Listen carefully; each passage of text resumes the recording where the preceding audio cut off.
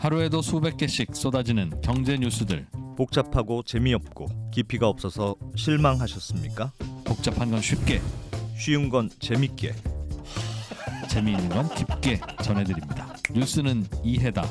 언더스탠딩. 유튜브에서 언더스탠딩을 검색하세요. 좋아요가 누른 당신 부끄럽군요. 구독 누르세요. 네. 고려대학교 정보보호대학원의 김승주 교수님 바로 만나봅니다. 어서 오세요. 네, 안녕하십니까. 안녕하세요. 네. 안녕하세요. 디파이에 대해서 최근에도 디파이가 해킹을 당했다? 뭐 이런 네. 뉴스도 있었어요. 예. 예. 일단 예. D5부터 그래도 여쭤보죠. 여쭤볼까요? 담보대출. 여기 대본에는 맞냐, 김승주 교수님을 좀 소개해라. 이분이 저 고려대학교 야. 정보보호대학원 교수님이지만 네. 올해부터 사이버 국방학과 학과장님이시기도 하고 교수로 재직하기 전에는 한국인터넷진흥원에서 암호기술팀장을 맡기도 하셨는데 이거는 굳이 뭐 말씀 안 드리겠습니다. 바로 가는 걸로. 네. 네. 교수님 디파이가 뭔지 좀 설명 좀부터 좀 해주세요. 일단 뭐 DeFi란 용어 자체는 예. Decentralized Finance. 그래서 탈중앙화된 금융 네. 이렇게 예. 얘기를 하죠. 예. 근데 사실은 많은 분들은 그거 암호화폐 갖고 이자 버는 거 아니야? 그렇지. 이렇게만 생각을 하시는 경향이 있습니다. 네. 네. 그런데 그게 DeFi의 본질은 아니고요. 우리가 사람들이 금융 시스템을 좀 불신하는 경향이 있죠. 사실은 그것 때문에 비트코인도 나왔고 예. 우리가 금융기관을 금융 권력이다 이렇게 얘기를 합니다. 네. 그 이유가 왜 그럴까요? 쥐들이 마음대로 누구 주고 안 못 주고 믿겠어서. 그렇죠. 그러니까 우리 신용평가도 마음대로 하고 뭐라고 쥐들이. 그 다음에 내가 돈을 맡겼는데 네. 뭐 이자를 쥐꼬리만큼 주는데 네. 또 급여는 또 많이 챙겨가는 것 같단 말이에요. 예. 그래서 내가 맡긴 돈으로 도대체 어떻게 운용을 해서 이득을 도대체 얼마나 남겼는데 그 중에 나한테 얼마를 주고 본인들이 얼마를 가져가는지 이런 것들은 전부 다 감춰져 있죠. 예. 그렇죠. 이런 정보의 비대칭성이 금융 권력이라는 걸 만들고 어떤 금융기관을 뭐 권력화시키고 불신하게 만드는 어떤 단초가 됩니다. 네. 그래서 DeFi라고 하는 건 뭐냐면 예. 모든 금융 비즈니스 로직을 프로그램화 시켜서 네. 블록체인에 등록을 시키는 겁니다. 이 프로그램을 우리가 보통 스마트 컨트랙트 뭐 이렇게 얘기를 하죠. 예. 스마트 컨트랙트 얘기는 뭐 네. 논외로 하고 예. 이렇게 모든 금융 비즈니스 로직이 담긴 컴퓨터 프로그램을 만들어서 블록체인에 등록시키고 자동 처리를 하다 보니까 예. 실제로 돈이 어떻게 굴러가서 얼마가 남고 나한테는 이자가 얼마가 들어오는지를 투명하게 다 볼 수 있게끔 돼 있죠. 그래서 DeFi의 첫 번째 장점은 네. 모든 금융 내용, 비즈니스 로직이 예. 공개된다. 이게 첫 번째 장점입니다. 그리고 이율이라든가 이런 여러 가지를 결정할 때 네. 그냥 한 사람 네. 또는 몇몇 사람이 모여서 그것을 결정하는 것이 아니고 우리 블록체인이 얘기하듯이 모든 구성원들의 합의를 거쳐서 어디에 투자할지 이율을 어떻게 정할지 이런 것들을 합의를 거쳐서 결정한다. 이게 두 번째. 은행이라면 어디에 대출을 해줄지 구체적으로는 저 사람한테 대출을 해줄지 말지를 그렇죠. 합의에 의해서 정한다. 그렇죠. 그리고 세 번째가 예. 우리가 보통 아까 제가 DeFi라고 그러는 것은 모든 걸 프로그램 코드, 스마트 컨트랙트 만들어서 공개한다고 말씀드렸잖아요. 네. 이런 것들은 누구든지 다 볼 수 있기 때문에 내가 조금 더 큰 어떤 금융 서비스를 만들려면 네. 남이 공개한 소스 코드를 가져다가 조합해서 더 큰 금융 서비스를 만들어낼 수도 있습니다. 그렇죠. 이걸 머니 레고 시스템이라고 얘기합니다. 블럭 갖고 집 짓게 하듯이 예. 여러 소스 코드를 합쳐서 더 좋은 금융 서비스를 만든다. 이 세 가지가 DeFi의 특징이라고 할 수 있겠습니다. 은행도 계속 만들어줄 수 있다는 거네요. 자율에 그렇죠. 의해서. 그렇죠. 그렇겠지. 사실 은행을 뭐 진짜 디센트럴라이즈드라는 성격이 딱 들어가 있는 거네요. 맞습니다. 어떡하지? 1시간이나 남았는데. 그런데요. 그런데 디파이가 왜 해킹? 아니 근데 말씀하신 거 보면 제 아까 전에 말씀드렸지만 디파이라는 게 있어요. 네. 디파이는 블록체인으로 다 돼 있어요. 그래서 무슨 권력이 있는 게 아니고 내 마음대로 어떻게 할 수 있는 게 아니잖아요. 네. 뭘 바꾸려면 모든 걸 다 바꿔야 된다면서요. 이게 체인에 있는 걸. 그렇죠. 구성원의 합의가 있어야 네. 되는 거죠. 그래서 함부로 내 마음대로 바꿀 수가 없어요. 네네. 근데 어떻게 해킹이 일어나죠? 저는 블록체인 강연할 때마다 이 얘기를 하는데 네. 사실은 언론이 잘못 전달한 대표적인 가짜 뉴스가 블록체인은 해킹이 불가능하다라는 문구입니다. 나 어제도 그 소리 들었는데. 그래서 제가 강의할 때 뭐라 그러냐면 네, 네. 블록체인이 해킹이 불가능하다라고 소개한 책이나 그런 보고서가 있으면 그냥 버리라고 얘기 드립니다. 아, 편하다. 그거 있으면 그냥 야, 버리면 되니까. 이건 아니다. 블록체인은 네. 딱 네 가지 특징을 갖고 있습니다. 예. 모든 것들을 구성원들의 합의를 통해서 결정하기 때문에 네. 탈중앙화 성질을 갖고 있다. 예. 즉 중앙의 관리기관이 필요 없다. 이건 많이 들어보셨을 겁니다. 네. 두 번째가 투명성입니다. 네. 블록체인은 구성원들 PC의 하드디스크에 다 설치되어 있거든요. 예. 그래서 블록체인에 기록된 데이터는 모든 구성원이 다 볼 수 있다. 예. 즉 정보의 비대칭성이 사라진다. 이게 두 번째입니다. 예. 세 번째는 불변성. 예를 들어서 블록체인은 모든 사용자 구성원들의 PC의 하드디스크에 저장돼 있다고 그랬죠. 예. 그렇죠? 만약에 이렇게 세 명이 블록체인을 쓰고 있어요. 그런데 그 블록체인에 있는 데이터를 수정하려고 그래요. 네. 그러면 이 세 명이 동의를 해줘야 되죠. 얼머스트 임파서블이지. 네. 그런데 전 세계에 1억 명에서 10억 명의 사용자가 있다라면 예. 그 1억 명의 사용자한테 전부 다 동의를 구하는 건 어렵지 않습니까? 어렵죠. 그래서 이용자가 많아지면 많아질수록 블록체인에 기록된 데이터는 삭제나 수정이 불가능하다. 그다음에 마지막 성질이 가용성입니다. 예를 들어서 제 PC에 해커가 들어서 예. 블록체인을 지워버렸어요. 네. 그러면 비트코인이나 이더리움 같은 암호화폐 프로그램이 동작 안 할 거잖아요. 예. 그러면 제가 어떻게 하면 되냐 하면 가까운 데 있는 사람한테 너 블록체인 복사 좀 해오자 이럴 수 있습니다.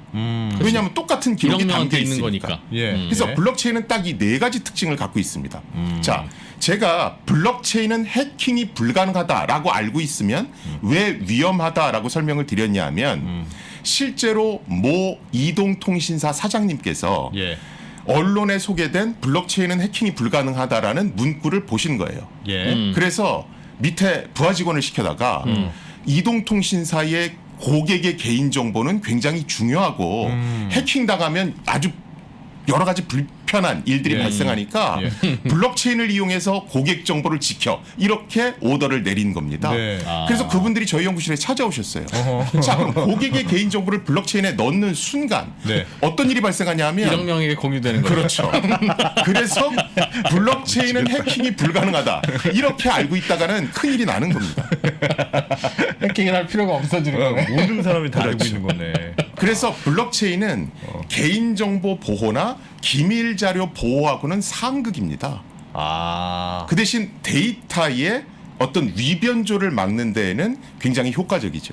아, 그렇군요. 아, 그러니까 쓰임새가 완전히 접근 방식이 다른 거네요. 그러니까 접근 방식이. 그렇죠. 네. 질문 좀 드려도 되겠습니까? 어쩌면 하십시오. 네. 이거의 목적은 우리의 현재 금융 시스템을 궁극적으로 대체할 수 있다고 생각하는 것일까요? 저는 예. 이제 그런 질문 많이 주세요. 뭐 예. 암호화폐가 네. 현실화폐를 대체할까요? 뭐 네. 이런 질문들. 예. 또는 뭐 블록체인판 블로그 서비스도 있거든요. 스티밋이라고. 예, 예. 또 블록체인판 유튜브 서비스도 있습니다. 디튜브라고 그래서. 네. 또 블록체인판 우버 서비스도 있습니다. 네. 라주즈라고 그래서 이스라엘에 있죠. 예. 자, 그러면 이런 서비스들이 기존 서비스를 대체할 것이냐? 사실은 저는 그렇게 보지는 않습니다. 우리가 어떤 PC 시장도 실제로 어떤 맥북이라든가 예. 아니면 뭐 LG 그램 뭐 이런 것과 삼성 노트북과 같이 완제품 노트북 시장도 있고 예. 뭐 용산에서 우리가 이것저것 뭐 하는 주문해서 네. 파는 조립형 PC 시장도 있잖아요. 예. 이 두 가지는 공존하죠. 그렇죠? 그래서 저는 블록체인을 이용하지 않는 어떤 중앙 집중화된 금융 서비스도 있고 예. 블록체인을 이용해서 탈중앙화 방식으로 만들고 네. 마치 협동조합 같이 예. 그리고 모든 어떤 비즈니스 로직을 구성원들한테 공유하고 동의를 받는 이런 탈중앙화된 금융 서비스도 공존할 거라 봅니다. 예. 그런데 서로 장단점이 있겠죠. 그래서 사람들이 이것도 써보고 저것도 써보고 하면서 양쪽이 서로의 장점을 흡수하든가 예. 아니면 압도적으로 우월한 하나가 다른 쪽을 대체하든가 이런 어떤 결정이 내려지겠죠. 하지만 그 결정은 굉장히 오랜 시간이 지나봐야 그 결정이 날 것 같습니다. 현재 디파이는 암호화폐 세계에서는 어떤 용도로 활용되고 있습니까? 사실은 우리가 암호화폐를 구매할 때 어디서 구매하십니까? 거래소요. 암호화폐 거래소에서 거래소. 예. 구매하죠. 예. 그런데 최초의 암호화폐라고 하는 비트코인, 네. 이건 사토시 나카모토라는 미상의 사람이 만들었죠. 예. 그런데 이 비트코인이라고 하는 블록체인을 이용한 암호화폐를 만든 이유가 바로 은행을 못 믿기 때문에 만든 겁니다. 네. 많은 분들이 비트코인이 최초의 무슨 암호화폐라고 생각들을 하세요. 네. 그런데 암호화폐의 역사는 우리가 알고 있는 것보다 훨씬 오래됐습니다. 그래서 최초의 암호화폐는 1982년에 나왔습니다. 데이빗 차움이란 분이 만들었고요. 예. 그때는 은행을 끼고 암호화폐를 만들었습니다. 아. 그리고 실제로 데이빗 차움 박사는 1990년대 초반에 예. 디지캐시라고 하는 회사까지 차렸습니다. 그런데 시대를 너무 앞서가서 그 회사 네. 망했죠. 아무도 찾는 사람이 없었습니까? 그렇죠. 실제 저는 90학번인데 네. 그 당시 코엑스에 90년대 중반에 코엑스에 가면 네. 암호화폐를 교환해주는 ATM 기계가 있었습니다. 오, 그런 게 있었어요 예. 옛날에? 예. 그래서 그 당시 암호화폐 회사들이 막 생겼을 때거든요. 야, 시대를 진짜. 그런데 2008년에 예. 리만 브라더스 사태가 일어났죠. 예. 그러면서 글로벌 금융위기가 왔단 말이에요. 예. 그래서 사토시 나카모토는 기본적으로 은행을 불신합니다. 그러면서 은행이 없이 동작하는 암호화폐 시스템을 만들고 싶었던 거예요. 예. 그래서 은행의 자리에 블록체인이라는 기술을 집어넣습니다. 그래서 은행이 없이도 탈중앙화된 형태로 동작하는 암호화폐를 만들어요. 그게 비트코인이죠. 혹시 왜 은행을 불신했습니까? 그것도 알려져 있습니까? 그건 그 사토시 나카모토의 말들을 보면 예. 은행은 우리의 자산을 안전하게 관리해 줄 의무가 있는데 네. 이 사람들은 무분별하게 여러 파생 상품들을 팔았고 이것이 우리 때문이 아니고 자신들의 이익을 채우기 위해서 그런 거다. 예. 그래서 은행은 우리의 신뢰를 저버렸기 때문에 믿을 수 없다. 이게 사토시 나카모토의 철학입니다. 금융위기 사태를 보고 그건 위험한 금융 상품을 팔아서 그런 건데. 네. 물론 그렇죠. 예. 그럼 그래서 예. 기본적으로 거기서 비트코인이 시작됐다라고 예. 보시면 되고요. 예. 이런 것이 이제 반영이 된 게 디파이입니다. 네. 근데 제가 암호화폐 거래소 말씀드렸잖아요. 예. 이 암호화폐 거래소는 잘 보면 일종의 금융기관입니다. 증권거래소랑 비슷하잖아요. 그렇죠. 그래서 예. 사토시 나카모토 철학에 의하면 네. 암호화폐 거래소가 존재하는 게 말이 안 되는 거예요. 아. 왜요? 왜냐하면 사토시 나카모토는 은행이라는 게 금융기관이라는 게 정보를 독점하고 있기 때문에 네. 여러 가지 문제를 일으킨다고 봤거든요. 예. 자, 암호화폐 거래소에서 어떤 코인이 상장되고 폐지되는지는 본인들만 압니다. 거래소가 정하죠. 거래소 그렇죠. 정하죠. 또 예. 그 암호화폐 가격이 얼마인지도 거래소가 압니다. 네. 예. 그리고 지금 시세가 얼마라고 뜨는데 이게 실시간 시세인지 아니면 약간의 오차를 두고 자기들이 먼저 정보를 얻어서 미리미리 자기네들 어떤 보유하고 있는 암호화폐를 손절하는지 안 하는지 네. 이 모든 것들은 우린 모르죠. 그렇죠. 왜냐하면 정보를 독점하고 있으니까. 예.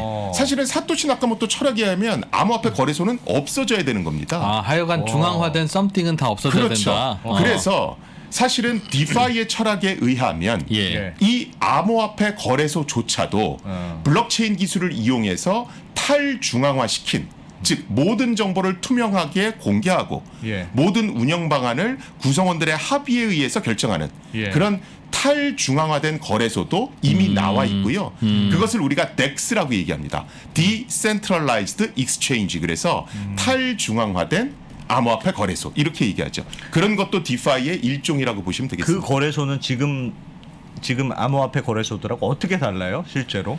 일단은 탈중앙화된 암호화폐 거래소들은 네. 정보가 전부 다 공개됩니다. 그래서 정보의 비대칭성이 사라지죠. 그걸 블록체인에 입력하는 방식으로 공개됩니까? 그렇죠. 그리고 어떤 운영 방침을 정할 때 네. 구성원들의 합의, 즉 투표를 통해서 결정합니다.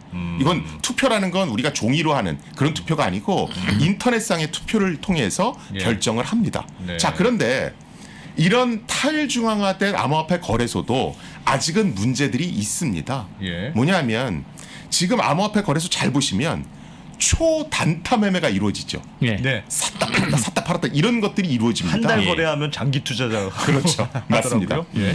그런데 블록체인의 모든 정보를 실시간으로 기록해서 공개하자. 말은 좋죠. 예. 그런데 블록체인은 기본적으로 합의를 거쳐서 데이터를 기록하기 때문에 시간 걸리죠. 이용자가 많아질수록 속도가 느려집니다. 예. 그래서 블록체인을 모든 것에 적용해서 완벽하게 탈중앙화된 암호화폐 거래소를 만들면 초단타 매매가 불가능해집니다. 그렇죠. 그러면서 네. 고객이 거기 네. 모일 수가 없죠. 예. 그래서 탈중앙화된 암호화폐 거래소를 지향해서 가지만 아직까지 어떤 구현 기술력의 한계 때문에 완벽하게 그리로는 못 가고 있는 겁니다. 지금은 이걸 디파이라는 시스템을 통해서 그럼 금융이 일어나고 있기도 해요. 즉 코인을 예금하고 대출하고 뭐 코인으로 뭘 사고 하고 있죠. 네, 사실은 처음에는 암호화폐 거래소를 탈중앙화시키자라는 얘기가 막 나오다가 네. 사실은 디파이라는 것이 관심을 끌기 시작한 것이 예. 이제 대출하고 뭐 이런 서비스들이 나오면서부터입니다. 예. 그런데 사실은 대출 서비스를 하려면 네. 풍부한 물량이 확보돼 있어야 됩니다. 그러겠죠. 그렇죠. 유동성이 예. 확보돼 있지 네. 않으면 네. 대출을 할 수가 없거든요. 예. 그렇죠. 근데 사람들이 야 지금 거래소에서 이더리움이나 비트코인이 뭐 초당 막 대금이 오르는데 이거 잘 보고 있다가 매수 매도만 잘해도 훨씬 큰 돈을 버는데 내가 왜 그걸 은행에다 예치해서 디파이라는 은행에 예치해서 이자 수입 받아야 되지 이런 생각을 하는 거예요. 네. 그러니까 풍부한 유동성 자체를 확보할 수가 없죠. 예. 예. 그러다가 나온 것이 어떤 아이디어가 나왔냐면 우리 은행에 암호화폐를 맡기시면 이자도 드리고요. 예. 별도로 우리 은행에서 발행한 코인도 드립니다. 이런 아이디어를 낸 겁니다. 그때 코인을 거버넌스 토큰이라고 그래서 예. 은행의 운영 방안에 참여할 수 있는 토큰을 주는 겁니다. 예. 자, 이렇게 해놓으니까 내가 암호화폐를 맡기면 이자도 들어오고 예. 거버넌스 토큰이라고 그래서 은행의 운영 방안에 참여하는 뭐 주식 비스무리한 것도 오는 겁니다. 그 토큰도 거래합니까? 거버넌스 사람들이 토큰도? 거기다가 이 토큰도 시장에다 내다 파는 겁니다. 그건 마치 투표권을 매매하는 건데. 그렇죠. 그러다 보니까 사람들이 여기에 왕창 몰리는 거죠. 예. 그러면서 유동성이 확보되고 대출할 수 있는 서비스들이 막 나오기 시작을 하는 겁니다. 거버넌스 토큰 그걸 받으려고. 이자 농사다 이런 식으로 표현했었죠. 아니 근데 디파이가 그 제가 우연히 디파이를 하는 업체들 얘기를 들어보니까 굉장히 이자가 높던데요. 그러니까 디파이로 하는 게 소위 지분 증명 방식이라고 해서 비트코인처럼 막 열심히 계산하는 게 아니고 내가 지분이 많은 사람이 지분을 이런 블록체인이 형성되려면 누군가 그걸 증명해 줘야 되니까 네. 그 증명해 주는 사람이 코인이 많아야 돼요. 네. 근데 나는 개인은 작으니까 다 모아가지고 내가 이렇게 한꺼번에 대주주가 돼서 지분을 하면 그 코인 자체에서 주는 게 뭐 10몇 %를 준다는 거예요, 코인을. 그럼 워낙 많이 받으니까 너 한 9% 주고 그래도 내가 한 5, 6% 남는다. 회사 입장에서는. 네. 그래서 그게 굉장히 간단한 너무너무 그냥 어떻게 보면 그냥 막 이거 줍줍 하듯이 하는 그런 비즈니스라고 말씀하시던데. 사실은 이제 지분 증명 얘기가 나와서 네. 갈수록 용어가 좀 어려워지는 경향이 있는데 저희가 그 네. 정도는 압니다. 지분 증명 압니다. 언론에서 또 많이 좀 잘못 얘기하는 것 중에 하나가 네. 지분 증명 작업 증명을 투표 방식이라고 소개하는 겁니다. 네. 자, 블록체인은 기본적으로 탈중앙화가 돼 있고 예. 블록체인에서 일어나는 일들은 투명하게 공개되며 네. 어떤 운영 방침들은 구성원들의 투표를 통해서 결정됩니다. 예. 그렇죠? 예. 자, 그런데 이 투표는 현실 세계에서의 투표가 아니라 인터넷 공간에서 이루어지는 투표입니다. 예. 그러니까 비대면 방식으로 컴퓨터를 통해서 이루어지죠. 네. 그렇죠? 자, 우리가 일반적으로 투표를 할 때 가장 중요한 요소가 뭡니까? 1인 1표. 1인 1표죠. 네. 그래서 우리가 투표하러 들어가면 네. 신분증 주세요. 이래서 그 선거인 확인하죠. 명부 보고 확인하잖아요. 네. 그런데 인터넷상에서는 얼굴이 안 보이니까 예. 1인 1표를 확인하기가 굉장히 어렵습니다. 예. 그래서 드루킹 같은 사람이 인터넷상에서 아이디 2, 300개를 사모아서 예. 별표, 몰표를 주고 뭐 이런 행동을 하죠. 네. 이걸 전문 용어로 뭐 시빌 어택이다 이렇게 얘기합니다. 예. 인터넷상에서 아이디를 수백 개를 모아서 인터넷 투표를 몰표를 던져주는 겁니다. 예. 자, 블록체인은 기본적으로 합의에 의해서 돌아가게 돼 있는데 네. 누군가가 아이디를 왕창 구매해서 이런 식으로 몰표를 주면 합의가 제대로 이루어지질 않죠. 그렇네요. 그래서 이렇게 대량으로 아이디를 구매해서 몰표를 주는 행위를 막아야 됩니다. 예. 그래서 지분증명인이 작업증명인이 하는 것들이 나온 겁니다. 예. 자, 작업증명이라고 하는 것은 일종의 캡차 코드 푸는 거라고 생각하시면 됩니다. 네. 그래서 N포탈 사이트가 드루킹 사건이 있고 나서 어떤 조치를 했습니까? 별표를 좋아요를 누를 때마다 캡차 코드를 하나씩 풀도록 했죠. 그렇죠? 자, 우리가 인터넷 투표할 때마다 캡차 코드를 도입하면 네. 한 사람이 한 표를 생성할 때는 캡차 코드 금방 풀 수 있어요. 예. 우리가 화면에 이상한 글자 나오면 그렇죠. 조금 생각해보면 풀 수 네네네. 있잖아요. 네, 다음도 네, 굴뚝을 네. 골라라. 네. 그렇죠. 네. 그런데 제가 혼자서 200개 아이디를 샀습니다. 그리고 200개의 아이디로 몰표를 주려면 저 혼자서 200개의 캡차 코드를 풀어야 되잖아요. 그렇죠. 그런데 이 캡차 코드 해보시면 아시겠지만 못할 짓이지. 이게 못할 짓입니다. 글자도 잘 못 그렇죠? 이거 푸는 게 쉽지가 한 개만 않거든요. 하면 되니까 그냥 하는 거야. 그러니까 컴퓨터로 이 숫자 저 숫자를 막 넣어보죠. 네. 이걸 작업 증명이라고 합니다. 지분 증명은 뭐냐하면 예. 이렇게 이 숫자 저 숫자 넣어보면서 우리가 캡차 코드, 암호 퍼즐이라고 그러는 캡차 코드를 풀게 하니까 네. 사람들이 컴퓨터를 막 돌리면서 이 숫자 저 숫자를 막 넣어보는 거예요. 좋은 컴퓨터 가진 사람이 네, 많이 풀죠. 그렇죠. 그러니까 과도한 전기 사용 문제가 나오기 시작하는 겁니다. 그래서 비트코인은 에너지 소비가 많다라는 게 바로 예. 거기서 나온 겁니다. 예. 자, 그래서 에너지 소비를 줄이기 위해서 지분 증명이라는 걸 쓰기 시작합니다. 예. 이 지분 증명은 주식에서 얘기하는 의결권 제도를 도입하는 겁니다. 예. 뭐냐면 너 투표할 때 네가 갖고 있는 암호화폐 개수에 비례해서 의결권을 줄게. 아. 왜? 우리가 보통 주식을 많이 보유한 사람한테 의결권을 많이 주는 것은 네. 주식을 많이 보유했는데 회사에 해가 되는 행위를 하면 네. 결국 내 손해잖아요. 그렇죠. 주식을 많이 보유했으니까. 네. 예. 그걸 똑같이 블록체인의 합의 메커니즘에 적용한 겁니다. 좀 이해됐습니다. 그게 지분 증명입니다. 그러니까 결국은 의결권을 행사하는 방식은 똑같은 거네요. 그렇죠. 똑같은 건데 지분 증명이나 작업 증명이나 똑같은 그렇죠. 방식인 건데. 근데 그게 주식회사고 그렇게 표 많이 갖고 있는 사람이 모이는 게 커미티고 네. 가버먼트고 예. 그들이 결국은 실질적으로 결정을 한다면 그게 센트럴라이즈인데 그거 어쩌다 그렇게 돼요? 디센트럴라이즈. 자, 그러다 보니까 예. 자, 지분 증명 방식이 주식의 의결권 제도를 도입했는데 네.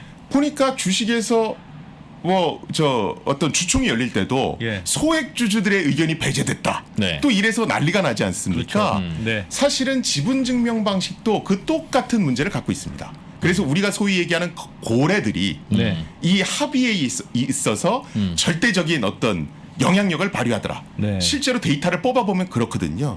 그래서 또 지분 증명 말고 다른 건 없을까? 또 다른 건 없을까? 이렇게 계속 연구를 해 나가는 겁니다. 근데 그걸 왜 그럼 보상을 줍니까?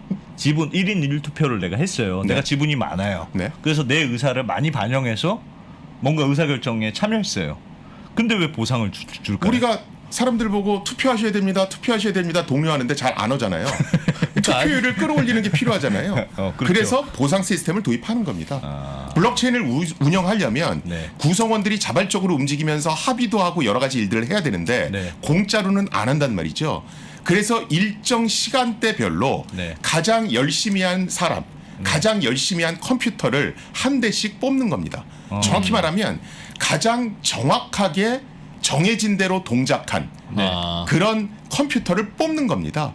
그래서 인센티브를 주는 거죠. 예. 비트코인인 경우에 초기에 50비트코인씩 줬죠. 50비트코인이면 작년 11월에 1비트코인이 8천만 원이었으니까 예. 40억입니다. 이 40억의 인센티브를 10분 간격으로 가장 빠르게 어떤 투표를 하고 예. 정확하게 한 사람들한테 주는 겁니다.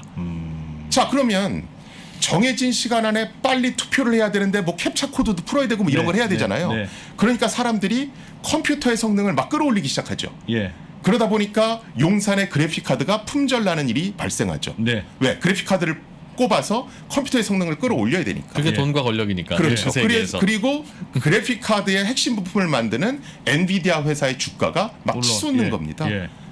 그러다가 이제 지분 증명 뭐 다른 것들이 나오면서 이런 어떤 에너지 소비라든가 그거 좀 이런 줄여보자. 과도한 컴퓨팅 파워 경쟁 이런 것들을 좀 누그러뜨리려고 하는 거죠. 근데 말씀하신 걸 들어보면 예를 들면 디파이의 종류 중에 내가 코인을 받아서 대신 의결권을 행사해 주는 건데 일종의 그러면 그 디센트럴라이즈라는 정신에 약간 위배되는 행위 아니에요? 그러니까 제가 디파이가 지금 2분 17초 전에 그 얘기했잖아요. 디파이가 의결권을 대신 행사해 주는 건 아닙니다. 그러니까 네. 디파이라는 건 분명하게 협동조합형 모델의 금융 시스템 비슷해서 예.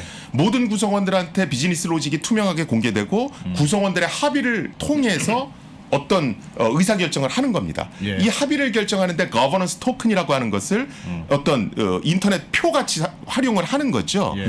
자, 그런데 개인이 이런 걸 하기 싫으니까 어떤 고래한테 내 거를 위임하고 의결권을 위임하는 거죠. 그렇죠. 그리고 당신 마음대로 하고 어떻게 결정되면 나한테 이익을 나눠주세요. 이런 것들을 할 수도 있습니다. 이건 디파이에서뿐만이 아니고 모든 블록체인에서 발생할 수 있는 문제입니다. 그 우리가 센트럴라이즈드 되어 있는 현실 세계가 불투명하다고 하는데 불투명하죠. 예. 그러나 실제로 들여다보면 교수님 다 투명해요. 이사회 의사록 다 공개되어 있고 국무회의 녹취록 다 있고 중앙회의 회의록 다 있습니다. 어떤 이유로 오갔는지는 다 오픈되어 있고 오픈 안 되어 있는 것은 하라고 하면 해요. 다만 우리가 이게 다 오픈함에도 불구하고 이게 불투명하다, 불공정하다라고 보는 이유는 오픈되면 뭐해? 지들 마음대로 결정했는데 어쩌다가 금리를 인상하게 됐습니까? 4대 3으로 금리 인상하라는 사람이 많아서 됐습니다라고 하면 뭐 그게 이상하다는 건데 방금까지 설명해 주신 그 지분 증명 방식이라는 게 이게 결국은 고래들끼리 결정하는 거면 그게 백날 투명하면 뭐 하냐는 거죠. 고래 맘대로인데. 그래서 예. 뭐 지분 증명이라든가 이런 것들 말고 다른 것도 있다고 제가 말씀을 드렸고요. 예. 자, 그런데 여기서 중요한 것은 예. 지금도 모든 회의록을 공개해서 투명합니다. 이렇게 네. 말씀을 하셨죠. 예. 자, 혼날 것 같은지. 아니 바로 바꾸면 안 될까요? 굉장히 이것도 언론에 많이 나오는 아니, 얘기입니다. 굉장히 중요한 포인트를 지적하셨어요. 네. 요새 대선 주자들께서 예. 블록체인하고 암호화폐 얘기를 되게 많이 하세요. 예. 그러면서 암호화폐를 통해서 이익을 공유하겠다. 이런 표현을 굉장히 많이 쓰시거든요. 예. 그게 뭐 부동산 투자든 뭐든 간에 네. 사실은 이것은 블록체인의 정신을 잘 모르는 겁니다. 그게 디파이든 블록체인이든 간에 뭐를 공유한다. 네. 이익을 나눠 갖는다. 이거는 어떤 2차, 3차적인 거고요. 예. 첫 번째 블록체인의 가장 큰 특징은 예. 의사 결정에 예. 구성원들이 능동적으로 참여한다는 겁니다. 그렇죠. 그 참여하는 예. 대가로 블록체인을 그러니까 암호화폐를 인센티브로 나눠주는 것이고 그 다음에 모두가 참여했기 때문에 그 내용이 투명하게 공개되는 거거든요. 지금은 여러 가지 의사회 이사회 의사록 같은 걸 공개하지만 네. 내가 그걸 결정하는데 참여할 수 있지는 않잖아요. 그렇죠. 그렇죠? 그래서 블록체인이나 디파이 같은 탈중앙화된 금융 시스템하고 똑같다라고 볼 수는 없죠. 매번 직접 투표는 하니까. 그렇죠. 네. 참여할 수는 있으니. 뭐 결국은 고래 맘대로 하긴 하지만 네. 그런 차이가 있구나. 다 차이가 분명히 있네요. 네. 생각보다는 덜었나. 되게 혼난 줄 알았더니 약간 비슷하게 갔네. 아니는 안 혼났어 지금. 아니 약간 해킹 얘기를 조금 더 여쭤보면 그러니까 해킹 처음에 이제 교수님이 해킹 원래 되는 거다. 네. 원래 되는 거라고 하지만 왜 이 질문을 자꾸 여쭤보냐면 아까 말씀하신 블록체인이라는 게 내가 마음대로 수정할 수가 없는 거잖아요. 그래서 모든 뭐 1억 명이면 1억 명 그걸 한꺼번에 바꿀 수 없으니까 위변조가 불가능하다. 그래서 어쨌든 굉장히 공개된 정보를 통해서 안전하게 만들어 놓은 게 블록체인인데 그걸 어떻게 해킹하냐는 거예요. 위쪽은 예, 하십시오. 그러니까 사실은 디파이에 대한 해킹은 네. 굉장히 여러 지점에서 발생할 수 있습니다. 네. 아까 제가 블록체인에 기록된 데이터는 위변조가 어렵습니다. 네. 이렇게 말씀을 드렸죠. 예. 하지만 블록체인이라는 것도 컴퓨터 프로그램입니다. 네. 그리고 그 블록체인에 등록되는 스마트 컨트랙트라고 하는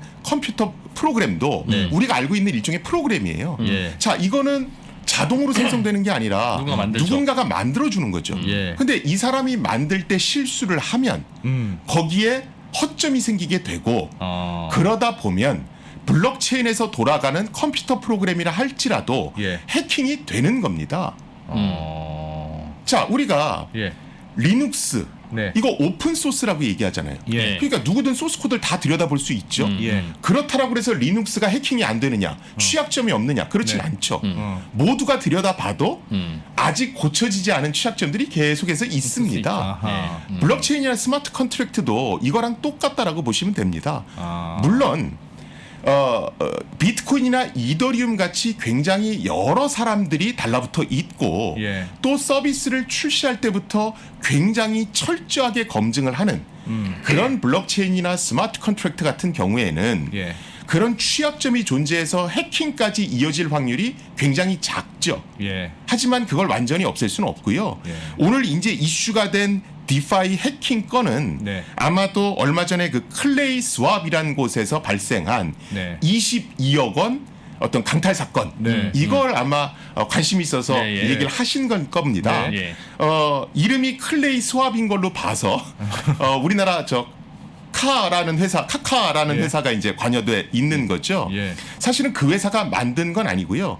여러분들이 카카오톡을 잘 보시면 클립이라고 하는 암호화폐 전자 지갑이 있습니다. 예. 이 클레이 스왑이라고 하는 디파이 서비스는 카카오라는 회사에서 만든 건 아니지만 예. 이 클립이라고 하는 카카오톡에서 갖고 있는 전자지갑을 이용하는 디파이 서비스입니다. 네. 자, 그런데 이 클립이라는 전자지갑을 이용하다 보면 예. 우리가 여러분 인터넷 뱅킹 같은 거 막 해보시면 네. 앱을 딱 구동시킬 때 다른 프로그램을 막 불러오는 거 보실 수 있죠. 예, 예, 막 예. 안내 프로그램도 예, 불러오고 예, 무슨 예, 프로그램도 예. 불러오고 예. 뭐 이러잖아요. 예.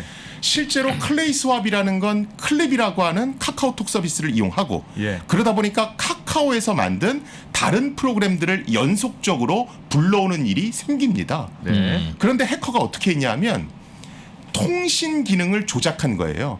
카카오 회사의 통신 기능이 아니고 예. 인터넷상에서 존재하는 통신 프로그램을 해킹한 겁니다. 네. 그래서 원래대로라면 카카오 회사가 만든 프로그램을 불러와야 되는데 예. 해커가 만들어 놓은 프로그램을 카카오의 주소로 오인해서 불러오게 한 거예요. 네.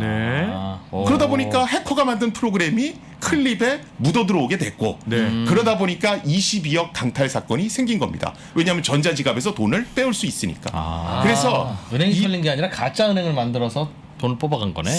그러니까 스미싱. 스미싱. 가짜 은행보다는 네.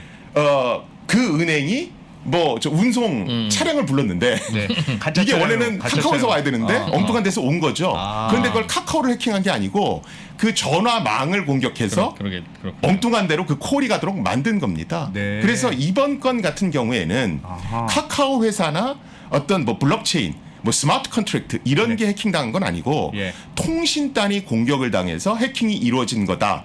이렇게 보시면 될 것 같고요. 예. 사실은 이렇게 통신망을 교란해서 엉뚱한 대로 접속이 돼서 해킹이 이루어지도록 하는 것. 네. 이거는 외국에서 이미 많이 발생하고 있습니다. 아. 그런데 이런 걸 막는 게 생각보다 쉽진 않습니다. 그래서 이번에 해킹 사고가 던져주는 교훈은 네. 우리가 탈중앙화된 금융 서비스 디파이라 할지라도 또 예. 블록체인을 이용하는 그 어떤 것이라 할지라도 네. 인터넷 통신망은 안 쓸 수가 없고 그렇죠. 이런 인터넷 통신망 자체가 해킹이 돼서 교란되는 경우에는 무력화될 수 있다. 아하. 그래서 블록체인이라고 무조건 안전하다라는 생각을 갖는 건 잘못이다. 이렇게 생각하셔야 될 것 같습니다. 전통적인 금융회사에서는 그럴 때 이거를 좀 더 강화하고 보완하기 위해서 은행이 전산팀을 보완하고 전산 인력을 추가하는데 탈중앙화된 이 시스템에서는 그 책임을 누가 집니까? 그게 사실은 꽤 큰 문제 중에 하나죠. 그래서 외국에서 이제 그런 이슈가 제기되는 겁니다. 자, 네. 디파이는 탈중앙화된 금융 서비스인데 예. 그게 고의적으로든 아니면 해킹에 의해서든 거든 만약에 문제가 생기면 누가 책임집니까? 네. 이 이슈가 발생하는 거예요. 그치, 자발적으로 누가 내가 책임지겠습니다 하더라도 그럼 네가 은행장이야? 그렇죠. 디센트럴라이즈인데? 탈중앙화 돼 있고 게다가 이게 한 나라에 있는 게 아니라 블록체인은 인터넷에 쫙 퍼져 있으니까 예. 전 세계에 퍼져 있는 겁니다. 아. 그래서 과연 이 책임을 어떻게 물어야 할 것인가? 그래서 사실은 여러 기관에서 이 해석들을 내놓고 있습니다. 네. 그런데 최근에 그 경제협력개발기구 OECD라고 있죠. 예. 이거 산하에 국제 자금 세탁 방지 기구라는 것이 있습니다. 예. 여기서 가이드라인을 최근에 하나 내놨습니다. 네. 그래서 어떻게 했냐면 탈중앙화된 금융 서비스라 할지라도 네. 의사 결정에 적극적으로 참여하는 사람들이 있고 커미티. 또 그 프로그램을 적극적으로 나서서 구현하는 사람들이 있다. 그래. 이 사람들을 주체라고 봐야 하고 이 사람들의 책임을 물어야 된다. 아 고래의 책임으로 고래의 책임이네요. 그러니까. 그러니까 뭐 고려라기보단 그것을 운영하는 뭐 네. 파운데이션 주체들이죠. 그래서 그래서 예. 이런 어떤 판례들이 지금 어떤 이런 가이드라인이 나오고 있고요. 이런 것들이 이제 많이 만들어지면 네. 이제 조금씩 어떤 안전장치들, 어떤 제도화가 마련되겠죠. 그리고 요새는 또 이런 디파이와 관련된 여러 가지 금융 서비스도 어떤 보험 서비스도 만들기 위해서 네. 굉장히 여러 상품들도 나오고 있습니다. 사실은 디파이라는 게 해킹을 완벽하게 차단하는 건 불가능하죠. 네. 그렇죠? 그래서 많은 디파이를 만드는 회사들은 예. 금융 상품에 보험 상품에 가입하고 싶어해요. 아. 그런데 보험 상품 가입하기가 쉽지가 않습니다. 책임이 명확하지 않으니까. 그것도 있는데요. 네. 전통적인 보험 상품을 운영하는 회사들은 네. 블록체인에 대해서 잘 모릅니다. 그렇죠. 네. 그래서 이게 피해 규모를 어떻게 산정해야 되고 뭘 어떻게 되는지 잘 몰라요. 네. 그리고 블록체인을 잘 아시는 분들은 보험 상품에 대해서 잘 몰라요. 진짜 비극이다. 그래서 이 비극이야. 양쪽을 다 하는 업체를 찾기가 굉장히 어렵습니다. 아하. 그래서 외국에 어떤 업체가 나왔냐 하면 예. 블록체인을 이용해서 집단 지성을 활용하겠다.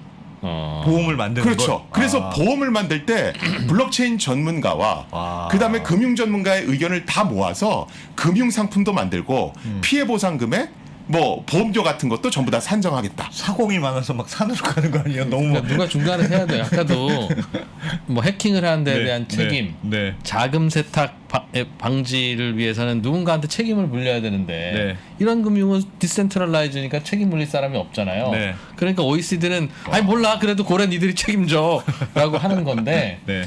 고래 니들이 책임져라고 하는 것도 이 디센트럴라이즈의 컨셉에 안 맞고 좀 그럼 고래가 책임진다고 생각해봐요.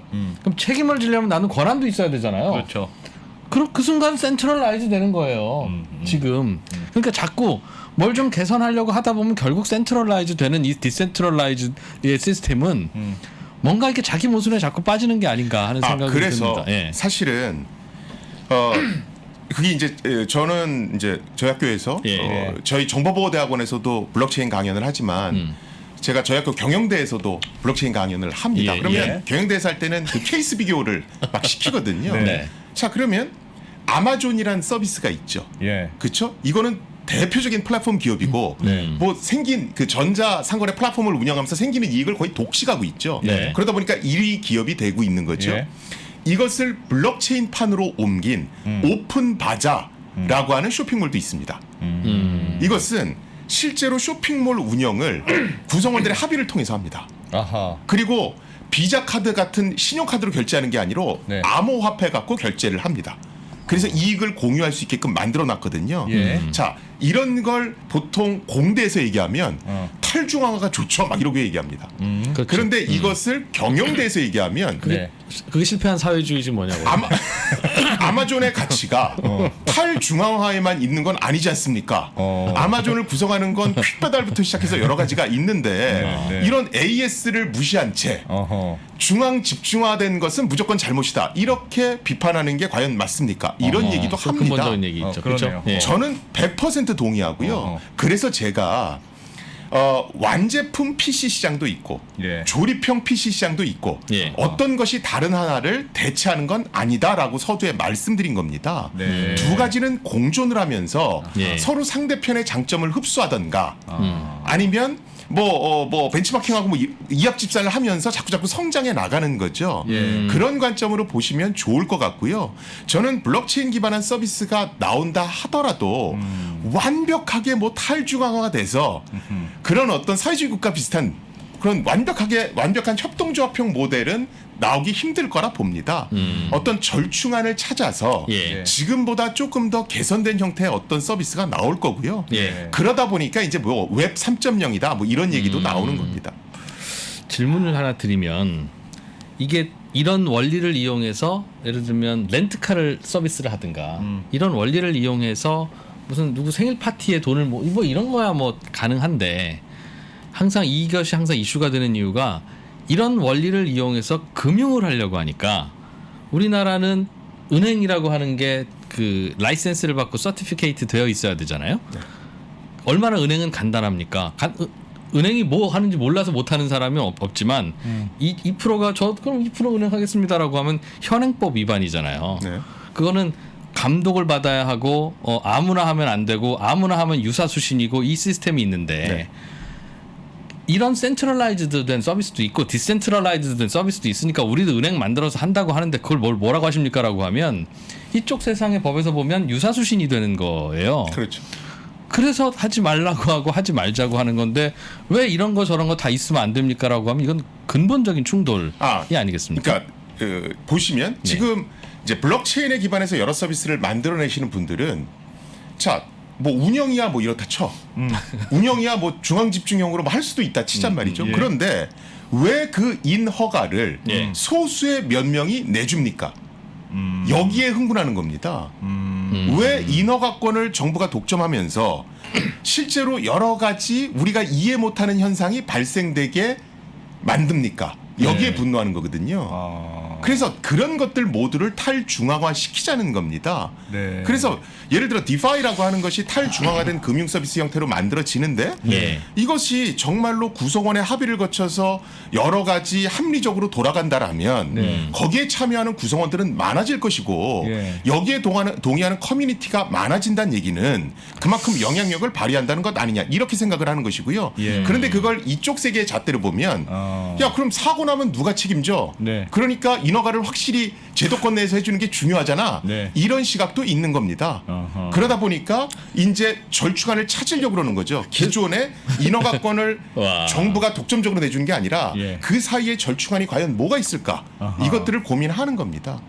그 정부가 내주는 이유가 정부가 선거에 의해서 선출된 권력이라 내주는 건데 네. 그 왜 해주시는지에 대한 알겠습니다. 딱 두 가지 질문이 저는 남아 있어요. 하나는 그 양쪽에 대해서 교수님 생각은 개인적으로 어떠세요? 하는 질문이 하나고요. 또 하나는 이 금융회사라고 하는 건 왜 그 유권자에 의해서 선출된 정부가 컨트롤해야 되냐면 아시겠지만 예금과 대출이 왔다 갔다 하는 상황에서는 대출을 어디에 해주느냐에 따라서 은행이 파산을 할 수도 있습니다. 근데 은행이 파산하는 거야 관계없지만 은행이 파산하게 되면 시스템이 마비가 되기 때문에 중앙은행이 거기서 백업을 해주고 또 예금보험공사가 별도로 백업을 해주고 네. 결국은 국민 세금으로 뭔가를 백업해주는 시스템에서 돌아가는 거라서 비슷한 거를 그냥 우리들끼리 알아서 할게요라고 하면 사고 났을 때 사고도 안 되지만 네. 그럼 그 백업도 여기서 해줄게 그러면 너희들은 뭔데 이 백업을 가져가냐는 여러 복잡한 문제가 있어서 태클을 하는 분들은 이 복잡한 사회 구조 시스템에 대해서 이해를 안 하시든 안 배우셨든 그럼 그럴 수 있죠. 그러나 이걸로 놀이공원을 만들든 다른 걸 만드는 건 다 괜찮은데 금융을 하는 건 안 된다. 이거는 공존은 불가능하다라는 생각을 하면서 저도 불안하게 바라보는데 어떻게 생각하십니까? 일단 첫 번째 질문 뭐 중앙 네. 집중형 어떤 금융 시스템이냐 네. 아니면 탈중앙화된 금융 시스템이냐 저는 뭐 둘 다 저는 흥미로워하고 둘 다 있어야 된다고 봅니다. 아, 그리고 예. 저보고 또 오늘 아침에는 강의하니까 그거 물으시더라고요. 선생님은 암호화폐와 주식에 투자를 몇 대 몇으로 하세요? 저는 거의 같이 합니다. 그래서 저는 뭐 둘 다 똑같이 같이 네, 네. 투자의 어떤 수단이 될 수 있다고 보거든요. 예. 자 그러면 정부가 이것을 왜 관여해야 되는가? 예. 이것을 지금 이프로님께서 얘기를 해주셨잖아요. 예. 자, 그런데 우리끼리 책임질게요가 아닙니다. 예를 들어서 금융 시스템도 탈중앙화된 형태로 만들고 그것을 백업하는 보험 시스템 같은 것도 탈중앙화된 형태로 만들고 이런 전체적인 금융 시스템을 구성하는 모든 요소들을 가급적 탈중앙화된 형태로 만들어서 중앙 권력화되는 걸 막겠다는 겁니다. 그래서 사실은 디파이는 이제 막 시작했거든요. 예. 그러니까 우리가 금융 시스템을 온전하게 돌리는 데 필요한 모든 요소들이 만들어지진 않았습니다. 예. 그래서 조금 더 기다릴 시간이 필요한 거고요. 예. 그런데 이제 문제는 뭐냐면 아까 제가 OECD 산하기관도 말씀을 드렸는데 미국이나 이런 데는 분명히 가상자산에 조금 좀 호의적인 그런 주도 있습니다. 예. 그런 데는 기존의 제도보다는 조금 완화된 제도를 통해서 여러 가지 다양한 서비스를 시도해 볼 수 있는 그런 예. 여지는 남겨놓거든요. 예. 그런데 우리 정부는 옛날에 바다 이야기에서 한번 뒤인 게 있어서 너무도 강력한 겁니다. 예. 그러니까 저는 이제 4차 산업혁명위원회 이제 일들을 해봤기 때문에 네. 이제 청와대에 계신 분들하고도 얘기할 기회들이 있었어요. 예. 그러면 이제 우리 블록체인이나 암호화폐 하시는 분들이 참 많이 쓰시는 용어 중에 하나가 이 정부 부처 뭐 금융위 금감원 분들 무식해서 이 최신 기술들을 모른다 이해 못 해준다 이런 얘기 하시거든요. 네. 근데 제가 얘기를 해보면 정말 많이 하세요. 예. 그런데 실패 케이스를 너무 많이 하시는 거예요. 그래서 무슨 얘기만 했다 하면 각 나라에 안 된 얘기만 나옵니다. P2P 대출부터 시작해서 네. 안 된 얘기만 나오는 거예요. 예. 그러다 보니까 거기다 바다 이야기에 대인 기억이 있고 그러다 보니까 굉장히 보수적으로 가는 겁니다. 예, 예, 그러다 예. 보니까 시도할 여지 자체를 안 주는 거죠. 예. 그래서 저는 샌드박스 제도나 이런 것들을 조금 적절히 활용해서 예. 여러 가지 탈중앙화된 금융 서비스를 시도할 수 있는 그런 어떤 시스템은 갖춰야 된다라고 보고요. 예. 사실은 그것을 하도록 만든 게 부산 특구입니다. 네. 사실은 제가 이제 중기부 규제 특구 심사위원이기 때문에 네. 부산이 블록체인 특구로 심사받을 때 제가 거기 참여했었거든요. 예. 그런데 그 당시에 중기부 장관은 박영선 전 장관이셨죠. 예. 그런데 그 당시에 부산 특구에 굉장히 어떤 좀 시대를 앞서가는 이런 탈중앙화된 금융 서비스부터 여러 가지를 한번 제안해 달라 예. 이렇게 요청을 했었습니다. 예. 왜냐하면 이 부산 특구, 이 블록체인 특구가 네. 중기부 입장에서는 좀 야심차게 밀어붙였던 네. 거거든요. 예. 예. 그런데 제안서 들어온 걸 보면 전부 다 고만고만한 서비스만 들어오는 겁니다. 네. 우리가 소위 이제 속된 말로 알아서 긴다고 그러는데 예. 위험한 거 그냥 아예 안 해버리는 거예요. 그러다 보니까 사실은 여러 가지를 시도할 수가 없었죠. 그래서 저는 정부도 좀 적극적으로 샌드박스를 만들고 업체도 좀 적극적인 어떤 시도들을 해서 예. 이게 진짜 되는구나. 이거는 안 되겠네. 뭐 이런 어떤 판단할 수 있는 어떤 기준을 조금 정부에 많이 제시해 줬으면 좋겠습니다. 그러면 아까 전에도 무슨 레고 말씀하셨잖아요. 네. 레고처럼 이렇게 블록을 모으듯이 이것저것 조합해서 만들 수 있다고 하셨습니다. 만약에 이게 규제 없이 냅두면 이 디파이라는 이 가상 암호화폐를 이용한 금융이라는 게 지금은 뭐 예를 들면 받아서 대출해주고 이자 주고 하는 형태가 나타난 거지만 굉장히 다양한 형태로 자발적으로 나타날 수 있다 이렇게 이해하면 그렇죠. 사실은 디파이라는 게 첫 번째 우리가 관심을 갖는 건 네. 의사결정에 참여하고 금융 비즈니스 로직이 그러니까 금융 비즈니스 로직을 설계할 때부터 참여하고 예. 그 모든 내용이 투명하게 공개돼 있어서 예. 금융 정보의 비대칭성을 해소한다가 첫 번째입니다. 그리고 두 번째는 이 머니 레고 시스템의 특징 때문에 네. 굉장히 새로운 서비스가 빨리 나타난다는 장점이 있습니다. 그래서 우리가 생각지도 못했던 서비스가 굉장히 빨리 출현할지도 모른다. 그래서 디파이에 그 기회를 줘야 된다라고 얘기하고 있는 겁니다. 그럴 수 있지. 그렇지.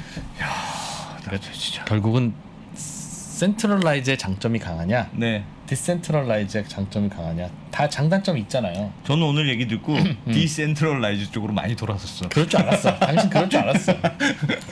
근데 퀴즈가 아니라 질문 하나 드릴게요. 그럼 네. 기울으셨다니까. 예. 우리나라의 기준금리는 금통위원들 9명이 다수결로 정하잖아요. 네. 7명인가요? 9명인가요? 9명. 내가 워낙 다른 나라 시스템도 다 알다 보니 미국은 헷갈리네. 9명이었던 네. 것 같은데. 예. 그러나 시스템으로 하면 전 국민이 국민 투표할 수도 있지 않습니까? 네. 뭐 요즘 뭐 이제 기술이 발달했으니 못할 게 뭐야. 네. 그럼 기준금리를 결정할 때 그 금통위원들의 다수결로 정하는 게 합리적이냐? 궁극적으로 합리적이고 효율적일까요? 아니면 매번 금통위가 있을 때마다 네. 그 뭐 카카오톡으로 하든 뭐라든 전 국민 국민 투표를 하는 게 합리적이고 효율적일까요? 수단은 쉽다고 가정합시다. 전 네. 국민 국민 투표를 하는 것도 1시간 만에 다 집계된다고 가정하자고요. 서버 괜찮고. 엇갈릴 수 있겠죠. 전문가들의 판단과 국민들의 판단이. 네. 어떻게 따르는 게 궁극적으로 그 경제가 잘 돌아갈 걸로 생각하세요? 그건 마치 그거랑 비슷한 것 같아요. 가격이 주식시장도 가격이라는 게 항상 현실을 정확하게 반영하지는 않잖아요. 더 앞서가기도 하고 더 뒤에 가기도 하고 하지만 예를 들면 시장이 굉장히 투명하게 이루어진다면 그 본질적인 가치가 결국은 가격에 반영된다. 그러나 그 박영되는 사이에 네. 굉장히 고통스럽지 않겠습니까? 고통스러운 건 있겠죠. 근데 기준금리도 네. 누가 정하든 결국은 그쪽으로 가긴 갈 텐데 그 사이에 어떤 게 덜 고통스러울 거냐 하는 거죠. 그럼 뭐 모르죠. 저는 사람들이 한다고 해서 반드시 더 고통스럽다고 생각하진 않아요. 그런데 Yes. 사실은 그것 때문에 네. 우리가 사실은 뭐 대의민주주의, 그러니까 간접민주주의, 뭐 직접민주주의 이런 얘기 네. 하잖아요. 예. 우리가 국회의원 뽑을 때하고 대통령 뽑을 때만 직접민주주의를 하죠. 국민투표에 그렇죠, 그렇죠. 그렇죠. 예. 그런데 국회에서 일어나는 모든 일을 국회의원 안 시키고 모두 다 국민투표로 결정할 수 있으면 어떻게 될까요? 더 좋아질까요? 나빠질까요? 야, 이걸 국회의원으로 바꾸니까 야 진짜 그냥 내가 직접 하는 게 좋을 것 같아. 우리가 그것을 인터넷을 활용 못하는 이유는 네. 아직 완벽히 안전한 인터넷 네. 투표 시스템이 안 나왔기 때문에 그렇습니다. 네. 해킹할 수 있는 요소가 너무 많거든요.